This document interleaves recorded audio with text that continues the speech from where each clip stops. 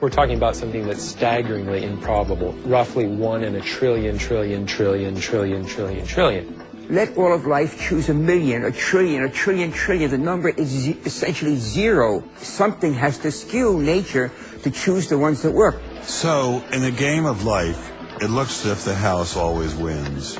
Luckily, some serious scientific minds have figured out a way to beat the odds. Directed panspermia.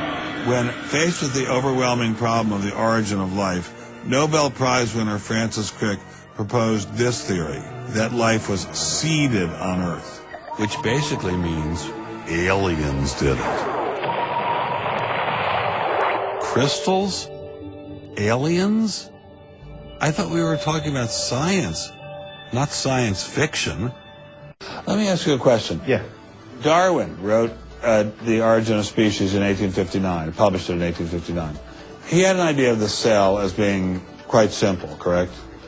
Yeah, everybody did. Okay. If he thought of the cell as being a Buick, what is the cell now in terms of its complexity by comparison? A galaxy.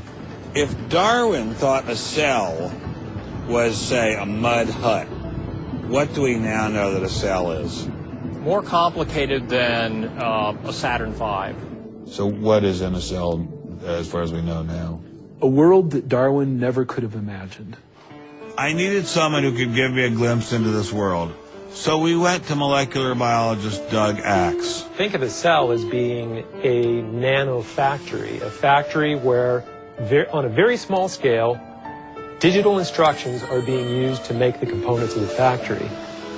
Here we have the famous DNA double helix. You can see the two helical strands that are intertwined and wind around each other on the outside of the molecule. This is the material that stores all of our genetic information. In higher life forms, this will be the equivalent of something like a gigabyte of information stored in the molecules that form the individual chromosomes, all packed within the nucleus, which is a tiny fraction of the entire cell size.